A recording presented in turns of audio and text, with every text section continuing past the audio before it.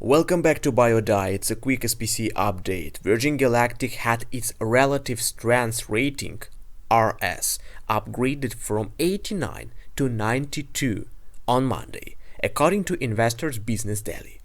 It happened after the space tourism company said it has reopened ticket sales for future flights and will sell single seats for $450,000 and up, offer more expensive packages for groups, and even permit passengers to buy out an entire flight.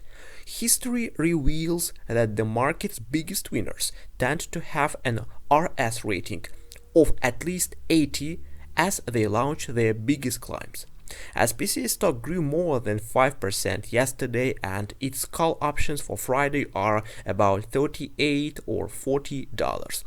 I admit that the price can reach this limit. However, right now I don't see any catalyst for going over $40 because after earnings report we found out that there will be no test flights in August, and all we can do is to wait till autumn and for new announcements.